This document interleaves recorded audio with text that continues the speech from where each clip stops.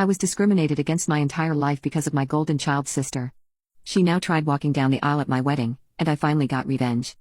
While I was fairly popular, she found this unacceptable and lied to my parents that all of my friends were substance abusers, and I was banned from staying friends with everyone. What saved me from complete isolation was my extended family. Most of my family lived in the same hometown, and I got along with my cousins despite some age differences.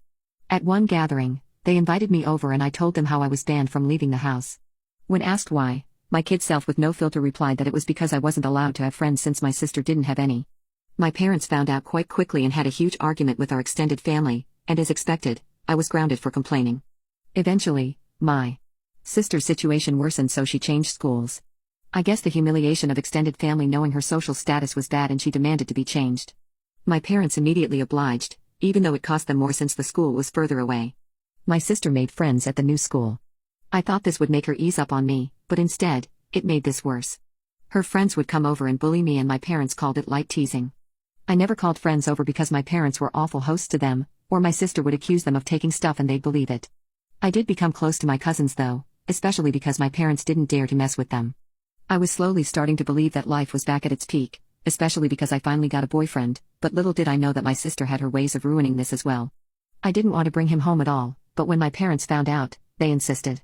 We arrived at my doorstep, and since the moment he entered, my sister had been staring at him.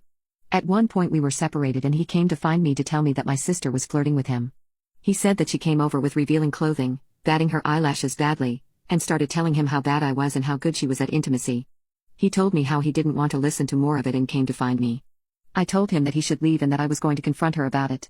When I confronted her about it in front of my parents, my sister told them a different story, that my boyfriend had instead tried to flirt with her, but she naturally refused since she would never do that to me. I forgot how favored my sister was, and of course, they sided with her. My boyfriend wasn't perfect, but I immediately believed him. No offense to her, but she had the same body as my parents who were overweight.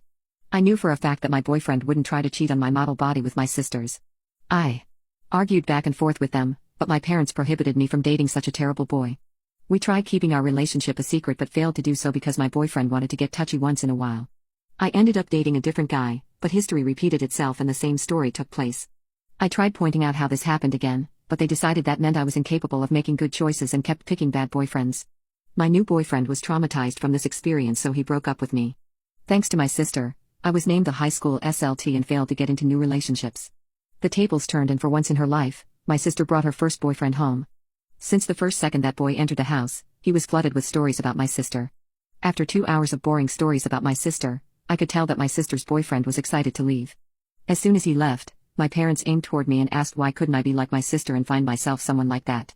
Their relationship lasted 3 days because that poor guy couldn't carry that much weight on his shoulders, both physically and metaphorically. Years passed and things remained the same. I was confident that this was the worst things could get, but little did I know that my parents and sisters had a worse in store for me.